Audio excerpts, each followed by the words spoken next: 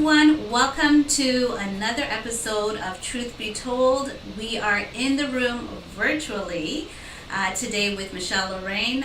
Thank you for joining me. I'm so excited that you are here, and I'm always excited to do these podcasts. We like to have discussions about different ideas, thoughts, and just discuss the issues that we women face from time to time.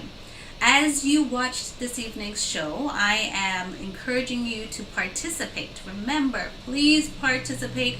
I love when you engage with me, ask questions, share your thoughts, and while doing that, please share this page as well. And again, I'm always encouraging you or asking you to follow me on Instagram, ML Exclusive or Michelle Lorraine, and also on YouTube at Michelle Lorraine as well. I'm so excited to announce, actually, before we even get to the program, I've always wanted to give away to charity or to be able to just support other people who may be in need. And so I am so excited to announce my Christmas ML Exclusive, which is we're going to be giving out $100 each show until Christmas. Yes, $100 each show until Christmas. And we are also encouraging those who would like to participate in this that you can also give to this cause through GoFundMe. Now, it's not set up yet, but it will be coming out, and we will be posting that on our social media. And this is how it works, because I want to make sure I announce this at the beginning, because then at the end of the show, by the time we're finished, sometimes you drop off and you gotta go cook dinner or do something, take care of the kids or run an errand. So I just want to make sure you know about this, okay? So in order for us to pick a charity, a family or a person to do this donation to, you need to send me an email of the charity, person, or family of why you think that we should give this $100 to. Okay, so you're going to go to michellelorraine.com. On our contact page, email me there and tell me the information that you would like to submit. Then we're going to reach out to our past guests and ask them to help participate in choosing the charity or the family or person that we're going to be contributing to. Okay, so again, this is $100, and we're just doing this because not just because of the season, but also because we know a lot of people are going through a lot of things right now because of COVID, because of the financial situation that we're going through with job losses and everything. So participate. I will be so appreciative for your support in doing this. And if you want to contribute, again, there will be a GoFundMe account that will be set up, and we will announce the charity. But if it's a family or person, we will not be announcing that. We'll keep that confidential, but we will definitely contribute to that. So again, participate. Please share again our page and follow us on Instagram and YouTube. So now to our show. We have Miss Alexia Daley with us. Hey, Alexia.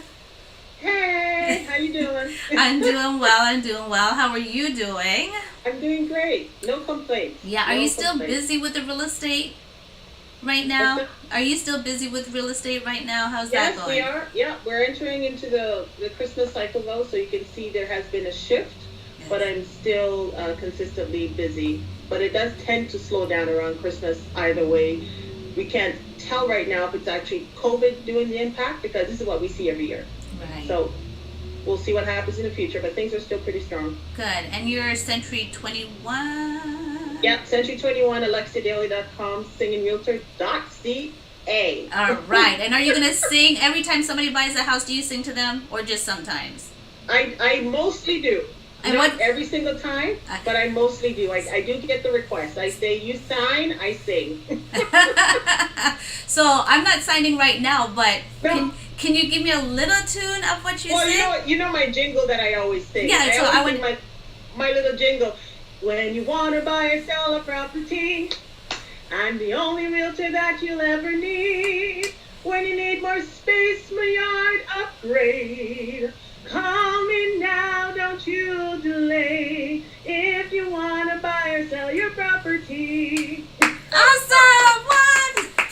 That was amazing. amazing. It's just silly fun. That's Yeah. all. And you know what? That really makes like it when I come personal. in with a song. What's Yeah. that? It makes it personalized. Like, it makes people Yeah. feel warm and like, oh, that's so cool. Awesome. Yeah, So, I get it all the time. Oh, you're the singing realtor? Are you really gonna sing? Yeah. If all you right. sign, Yeah. I'll sing. Yeah, Alright. exactly. So there you have it, everyone. The singing realtor right here on Truth Be Told. Thank you Dun-dun-dun. very much, Michelle, for that little promotion. Yeah, I no appreciate it. problem. That No was problem. not rehearsed. I did not request it. I know, that's true. That's true. I just thought of it as I'm thinking, let people know what you're doing. Yeah, I this appreciate is that how very, very much. This is how we Support the support small each business. other. Exactly.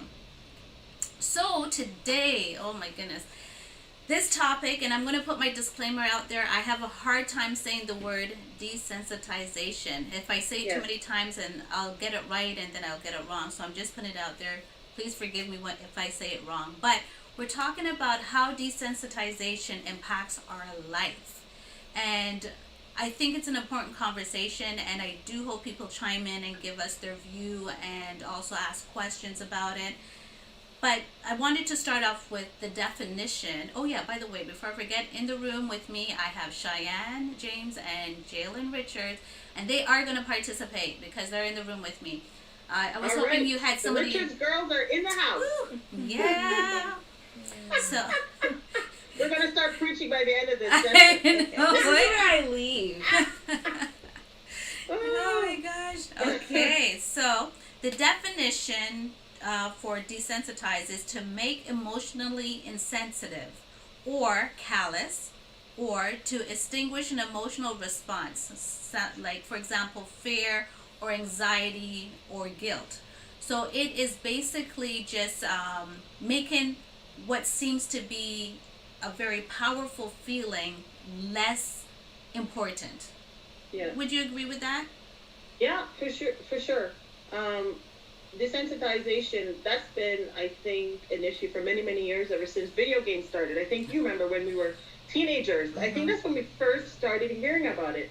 Yeah. There was a game called Dungeons and Dragons. You remember that was Yeah, I in remember all the that. papers all the time? Yeah. You kind of remember that? Yeah. And kids were committing suicide, and they felt that kids were being more violent because of that game. And this is how I believe some of these studies began in terms of video game violence, television violence, and how they affect the young people, youth, adults, in terms of desensitization. So it's a very healthy dialogue to have. Yeah, and it's so great that you even brought that up right from the get-go, like right out of the I remember. stall. But it's so true, because one of the things that we are going to talk about is to talk about media, or the things that we actually deal with on a day-to-day basis, which are games. And you brought up what was it called again? Dungeons and Dragons. Dungeons and Dragons. Yeah, we never played it. I never even saw never it, played it either. but we I heard about it. Yeah, but it's so funny because I remember an experience not too long ago where there was this other game going around where people were thinking they were spiritually possessed, or they're reenacting some of the actions within a game. So now when you think about it, we're seeing Right. a lot of games that have a lot of shooting and guns and everything like that. So it's really scary that as kids at a young age, they're watching a game. In their mind, it's saying, this is just a game. But yet, now when they're out on the streets or in the playground, at school or wherever, they're thinking that violence is okay because they're seeing it as a game, and it is considered okay. So when you're being desensitized, it's taking a little bit of your emotions away from the reality of what it really is. It's dangerous. It's wrong. Yeah. Right? It truly is. It truly is. I mean, and boys are more prone to it. As you know, I have boys, and I don't think your girls sat around and played video games probably all the time. It's more of a male activity. I'm sure they play it, but the way we see the boys nowadays, they're really into it. And we kept our kids from it for the most part, but you can only really keep them in that bubble for a while, because after a while they burst out that bubble and they want to play these video games because everyone's playing it. And you said it so right. My own son, I'm like, oh my goodness, that's pretty violent. That head, oh, it's not real, Mom, don't worry about it. But that's pretty disgusting. Like, how can you watch that and they literally don't have a feeling, because they tell me oh, it's not real. Right. And I know it's real, but it just breaks my heart, right? I feel it, but I can tell that they're like, whatever, it's nothing. It's just video, Mom. It's not real. Yeah. I'm like, okay, but Exactly. I know it's probably breaking a piece of them each time. It's got to be. It has to have some impact. Yeah, exactly. What were you guys gonna say?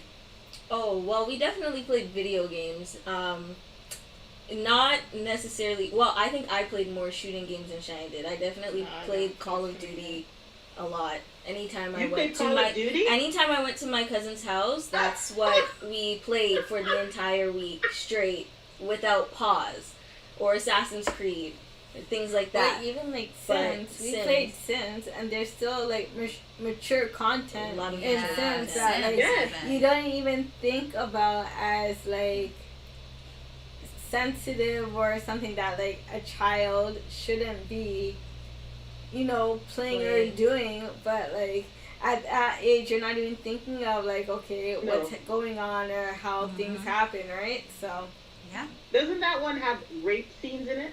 No. But like it does, you can create a baby. Yeah. So, but okay. but it doesn't show you. Let's say like It wouldn't show the you how it parts. goes down. They don't show you how they have a baby. They but just they I see. show that Yeah. you blur make and one. there's yeah. a baby.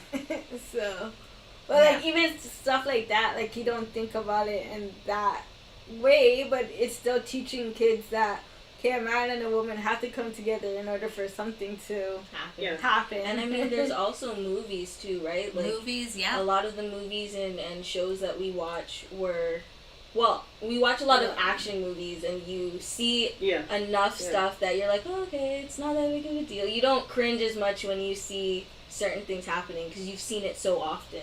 Yeah. And then the thing about it, because children are watching these things from a younger age, by the time they reach a maturity age, some of the things that would be, let's say, normally fearful or like, ew, or whatever, it's not there anymore. Kids are not as timid now towards, oh, I'm, 7 or 10, I like a boy or I like a girl. Like, before it used to be like, ew, I don't like a boy, or, I'm just into playing games and cooties and stuff like that. But now the innocence, because of desensitization, I'm doing so good with the word, they're not gradually learning things anymore at the appropriate age because they're becoming desensitized at an earlier age, right? Yeah.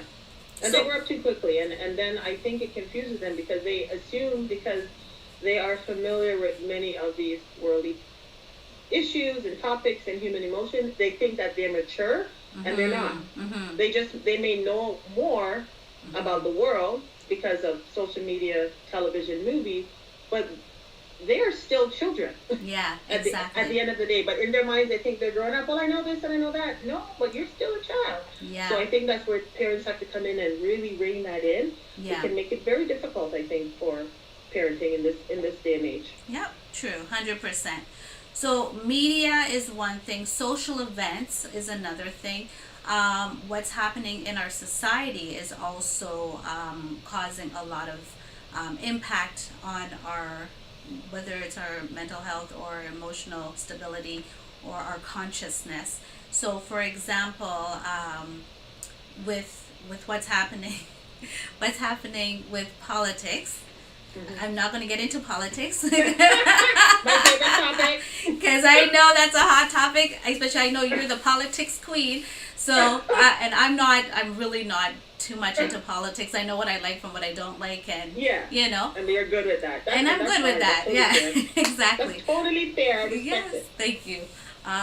But within life now, when you're finding with social gathering, we're now being very easily separating ourselves with the social distancing. So for example, today I was going to the bank and I got out the car and I'm walking to the bank, and it felt weird that I didn't have my mask on. Like I felt actually weird that, oh my gosh, I need a mask. And I felt like it needs to be covered. So now I'm getting into this new way of thinking that I need to have a mask on. And then when I'm in the line or somebody walks in, it was so funny. I thought of it like the wave. You know, when we were going to a game and everybody does this with the wave. So I was leaving the teller, and there was a line, but there's not a lot of space between the line and then there was a little wall. Literally, everybody backed up while I walked past. The wave. Yeah, it was like the wave. Everybody just one by one just kept on moving. I'm like, oh my gosh. When we come out of this COVID-19 situation, I wonder if people are going to still feel like that whole distancing thing, because it's going to become such a new way of thinking. Do you understand what I mean? Like, yeah, I understand. We'll have to become retrained, and I think more people are more prone and susceptible to behaving like that. Mm-hmm. So some of us will just go right back to normal, and others are happy with having the space, because, you know, you've heard the term, you know, they have their, what is that word, Cheyenne? You have your own space, don't get in my space. Bubble? You know, people, your own bubble? What is it? Yeah, I can't remember what it's called, but there's a thing when you get too close to people, but this is for COVID. They're like, oh, you're in my personal space. That's personal space. So, do you remember that? My personal space? Yeah. So people don't like it when you're within, you know, more than a meter. Oh, excuse me, you're in my personal space. So I think folks like that will continue to social distance, because it's given them a great excuse now to tell people to stay away. And those who like to stay home and hang out, they'll continue to do so. Yeah. But I think social butterflies will just go right back to being social butterflies. Yeah, exactly. Well, that's just my opinion. Mm-hmm. But we are products of our environment. So, like, once one person does something, chances are, like, other people will follow. Or if the majority are doing something, it's natural for other people to follow along. 100%. Yeah, herding mentality. That's what they say that we have, is the herding mentality. Once we everyone conform starts, easily. yeah, we conform, and that's again what we're learning from them is basically once something changes, we're all going to change with it. Eventually, that's what we're going to do. So that is true. Unless you are a rebel. yeah, unless you're a rebel. I need those. Huh? You need those in society. Yeah, you do. You have some people that they're going to shake up things because they want to make sure that this makes sense. Because sometimes if you're just always going to conform, you're not going to find out that, hey, guess what? This really does not make sense, right? I was speaking with someone the other day, and they were making a point that they saw on social media. But when I went and checked it out, the information wasn't correct. And I know you're a big advocate about check your facts. Right. And that was the case. And they were ready to conform to what was being said as opposed to checking it out. And I said, you're going to waste a lot of time if you don't check it out. And that's what happened. So how does the impact cause us to respond when we are desensitized? How do you feel that the impact causes us to respond? I'm so sorry. Is that for anyone? That's for you. Oh, yeah, I think in addition to physiological responses such as, you know, perspiration, maybe your heart palpitates, that sort of thing, when you're desensitized in certain situations, if you want to keep talking about the violence or media, after a while it's really easy to be numb to the world and to tune it out. Some people just rather not know about it because they see it. I know people who don't watch the news at all. Their heart just really cannot handle the news. They cannot handle the negativity. Other people spend entire day checking the news. I mean, I'm one that checks the news. I get alerts from everywhere. BBC, everywhere, right? CNN, Fox. I get news from everywhere, right? But I don't necessarily read all of it. But when you're desensitized, it can be pretty scary because that can lead to feelings of apathy and not caring about others and not caring about the world and really only caring about yourself. And I think it's important that we step outside of ourselves, and we should not allow the media, social justice issues take the place of caring about people. So we really have to be careful about that. I don't know if it can be fixed or eradicated, because it looks like we're getting more and more away from that, right? Because it just started with just television, and now it's really blown up into this huge issue in the world that people are just had enough, don't want to know about it, or they really don't care. If you watch Facebook, people watch people live on the internet getting beat up. I could never watch that. You've seen that, right? I'm telling you. This is a part of why I decided to have this conversation. Yeah. Honestly, it makes me nauseous. And the fact that they're sending this, some say I'm sending it to make you aware. Yeah. The person is videotaping it, not helping. They're just videotaping, not intervening on behalf of the person, which is so sad and so scary, you know? And that's why I'm thinking that, again, we're becoming desensitized, because now it's not about the person who is being harmed. It's about social media. Let me see how many hits I can get. You know, sometimes it seems like they're forcing people into fights because these things seem to get a lot of attention on social media. A lot of traction. Negativity is what really gets the likes. I mean, some great stories get the likes, but I think the most prolific stories, the more violent and vicious and hateful, everybody wants to see, and they you share when you're it down. And they share it. Let's share this. It's There's some things I won't share. Yeah. Right? I won't share stuff like that. I actually don't. My heart cannot literally take it. I mean, I have a hard time watching violence. I can't watch scary movies. Mm-hmm. I mean, I spend the whole time with my eyes closed. So I don't think I'm desensitized. I think I'm okay. Yeah. But for others, it's like, whatever. It's not real. Yeah. Move on. Yeah. So another question: do you feel that desensitization could be a bad thing or a good thing, or can it be both? It can be both. To an extent, it's true on both sides. Mm-hmm. We've been talking about the negative side of it quite a bit. I think, in terms of the good side of it, myself, I was afraid of the highway for a very long time. I do not like highway driving. I don't know if you know that. Do not like highway driving. But I realized the more I avoided it, the more fearful of it I became. Mm-hmm. So you have to really force yourself. And I find that the more you expose yourself to things that you're fearful of, then you can eliminate some of those fears. Now it's still driving over bridges over water. So I have a hard time driving to Buffalo. I scream the whole way. Oh my God. I'm literally screaming over the bridge. Oh my gosh, But the more but that's another type of desensitization where it can work for you when you expose yourself to these stimuluses that affect you and just make you freeze in your spot. If you can really face it. And face your fears, I think that sometimes that works in terms of a good way in which desensitization is a good thing. Yes, exactly. 100%.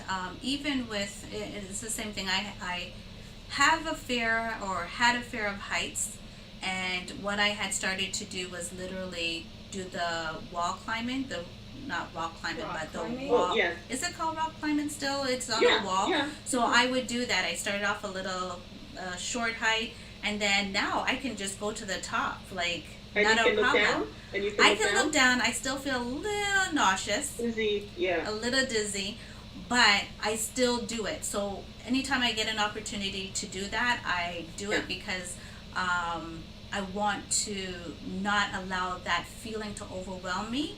Yeah. It's the same thing with, I did sailing on a small boat, which was another fear that I did. So there was a time I was just trying to hit all my fears, just try to, I drove the 18-wheeler truck. You remember that? Yes, I watched the video. So I decided to do that. And that was, again, just something that you want to accomplish and do, right? So don't allow your fears to hold you back. Right. But pursue and press through it, every time you get an opportunity to do that. Yeah. So there's some fears that I'm happy being fearful about, so I have no interest. I have no interest in eradicating it. So I'm good. But things that I know that are important to my life, for example, swimming, deep water. I can't swim in the deep water. So every year I say I'm going to take swimming lessons, and I don't because I'm a big chicken. Yeah. And I don't want to be seen in a bathing suit close to my house. Oh my gosh. But at least you go into the water. You just don't go in the deep end, right? You go into the water, but you just don't go in the deep end. Yeah, but I'd like to be able to jump in. And, you have more fun with your kids. You can jump in, swim, that sort of stuff, right? And I'm always the one sitting at the side watching because I'm fearful of it. So that is something I'd love to work on. But there's other things I I don't care. Yeah, if it's not something you feel like you need to participate, then I think, Yeah, you know. like I don't I'm not feel like interested that. in jumping out of an airplane, Exactly. so Yeah. that's fine. Yeah. That's That would be Jalen. me. Shine, is that you? I don't know. I don't think I would jump out of a plane. Oh, I definitely feel am no not urge. jumping out of a plane. I feel no No. urge to do No. the what is it? But the is that- the CN Tower walk around the the edge Oh, walk. I have edge no walk. Oh, urge. not interested. But then is there a difference then between being desensitized and then being fearful? Like, I feel like those are two different things. Yeah. Yeah, they are. To me, I think they're two different things. But I think what happens is I think what you're referring to, Alexia, is saying that in order for you to overcome your fear, sometimes you have to take little bits and pieces of chipping away at your fear. Mm-hmm. Right? Yeah, it's just being exposed. So, for example, if you go back to violence, if you're exposed to violence all the time, then it becomes like, oh my goodness, nobody cares. If you're exposed to something that scares you all the time, you're desensitized in the opposite way. So that's just the point I was making. Oh, Yeah, exactly. So the next part I want to talk about might be a little hot topic. This is for us women. And again, in my disclaimer, you'll see that I am talking about my perspective and my opinion, but it's talking about us women and how we dress, right? In society, I know fashion has changed over the years, where women at one point wore very long dresses, long sleeves, and everything was completely covered. Then there was, I think, in the 60s maybe, I'm not sure, where they got to the miniskirt era, where they had, very short dresses and everything. And then it goes back and forth because, fashion repeats itself. It just keeps recycling. But now I find that women are now dressing pretty much naked in a lot of cases. Whereas, and especially because our celebrities are showing that this is okay. And I'm not saying that we should be ashamed of our bodies. That's not what I'm saying. But I'm thinking to myself, now it seems like, should we all just walk naked? Men and women alike? Is that where we're trying to get to, is just being naked? So we're showing let's say our underwear is now not something that stays under our clothes. It's become a part of our new style that we're just exposing everything. So I'm still talking about desensitization. So in the sense of now our mentality is that a woman who is not necessarily covered, and I'm not saying you can't show your knees, I'm not saying that, but now we're at that point where a lot is being exposed, and then we wonder why men are not looking at us in a certain way anymore, because I just feel that now everything is just exposed, and they just feel like, everything's out there, and it's just not the same. And that's one of the things that I was thinking, women, how do we view that type of situation where now we are not we're not as covered as we used to? Do you think this is due to desensitization because of what we see on TV, the stereotype where women has been for centuries always viewed as a sex object? So when they're selling a car is beautiful because there's a sexy woman on it. We're doing any diet stuff. Of course, you're going to put the woman who has the hourglass figure as part of the diet. Even to be honest, and car washes, and it's like, and to be honest, I've gone to the gym, and I've been one of the slimmer people in the gym, and there are people who are larger than me that are able to do the jogging. They're larger than me, but they're healthier than me. They're more fit. So we're making it seem like if you look like this means you're healthy and better. If you dress like this means you're sexier. Like, where is this coming from? And how? And women, talk to me. What do you think, Alexia? I don't know. Well, I think for sure societal standards have changed, definitely in the western part of the world, parts of Europe. I mean, there are many places in the world that you still can't dress a certain way. I mean, even if you go to Jamaica, and people can be dressed quite interestingly, but on the streets, if you notice, the girls really aren't that scandalous. And when you go to a restaurant, you need to be dressed. They will not allow you in. So I do think there are standards based on where you do live in the world. But modesty is still important. I know teenagers, you want to push back on that a little bit because now you're a teenager, start to make some money, you want to dress a certain way, blah blah blah. But as you get older, I think you really start to understand why modesty is important, and certainly the way the media them shows how women are dressed in commercials and movies. The hot blonde, the hot gorgeous black woman. They're always sexy. They're never really heavy, or if they're heavier, they're fit. Nicely defined. So we definitely are going to take our messages from that and what we find is acceptable and in the way in which we want to present ourselves to the world. But I don't think modesty is dead. I think it depends on the individual, depends on how you're raised. And some people, from what I have learned, really don't know better. They really don't know better. They think it's okay to have your behind showing.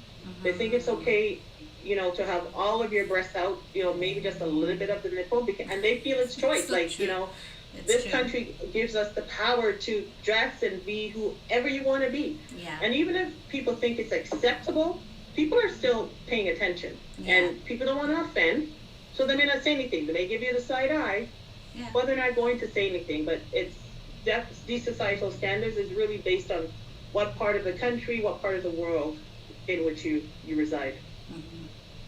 And I think it's also, part of it is the fact that people are hugging the line between accepting their body and being comfortable in their body and being comfortable enough to wear certain clothes, but they're also pushing it just a bit too far, where they don't really, there's that fine line and people are kind of just toggling.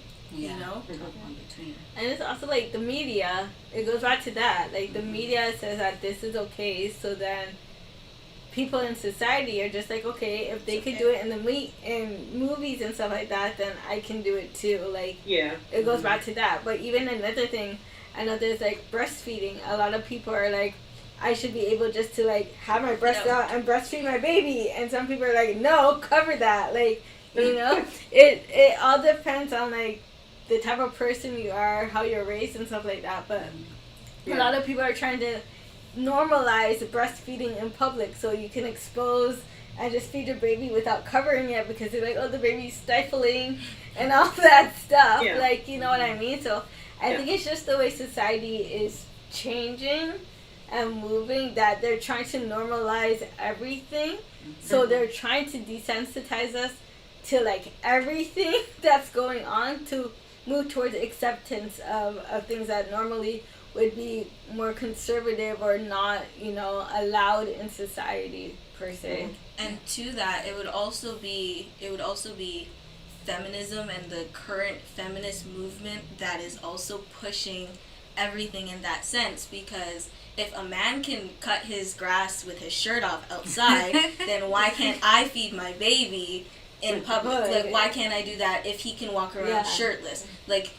Those are also the conversations that are being had that are leading people to be well, if so-and-so can do this, then I should be able to do that. Yeah. Why is breast considered sexual while a man's top chest is not? That's the type of discussions that you end up having based off of society. Yeah. It's 100% true. No matter which way you look at it, there's going to be some kind of fight between what society wants to say and then what people's morals are saying as well. Look at smoking. On TV, smoking was always portrayed, especially in the 70s, or I guess in the 60s and 50s, that smoking was really considered cool. If you weren't smoking, then who are you? That type of thing. Yeah. Doctors are smoking while they're in their patient appointments. Yeah, they're just smoking away, and it's and then the hottest looking guys were the ones that were smoking, and the rich people were smoking, and they just always did something like that, and it just made it look cool. It made it look acceptable. And then now, smoking causes cancer and, lung cancer and tongue cancer, all sorts of stuff. But yet people are thinking, it was cool. Now you find, so again, media, to me, is one of the biggest issue when it comes to desensitization. It spilled over now into social media, because now everyone has access to that. So, and then everybody's just expressing themselves as it pertains to what they feel is okay, and then trying to normalize it. So, and that's why the media should never replace your parenting. It should never replace your morals, your character, 100%. because they just throw a whack of things out there and they're hoping that it will stick. And if you are not a centric person and balanced, it's very easy to go down that slippery slope. So it's important to know what's going on. And to pay attention. But we have to give our families, our children, society still has to have that base so that people can refuse what's not for them, and eat what's for you, and get rid of everything else. It's a very interesting time that we are living in. And I think we're gonna have more of these conversations. We're gonna see more changes as society continues to evolve. Exactly. Well, Alexia, I really want to thank you for joining me today on Truth Be Told in the room virtually with Michelle Lorraine, and I want to thank everyone who has or will be watching our program. Oh yeah, and thanks Cheyenne, James, and Jalen Richards for joining me in the room, and for being my producers and making sure I keep on point. And I just want to again let everyone know the importance of desensitization. Make sure that what you are taking into your mind, into your soul, into your spirit is something that really defines who you really are. Be true to yourself first than anything else, and that will be your guidance. Trust God to lead you, and trust your mind and your heart to also be your conscience. Thank you again for watching, and again, don't forget about our $100 donation. Like, share, and follow me on Michelle Lorraine as well, and we will see you the next time on Truth Be Told. Remember, we're only on second and fourth Tuesdays of each month. Right. Yes. Okay. Have I a gotta good get night, that in my everyone. schedule. Yeah, make sure. Have a good night, everyone. So what are your plans for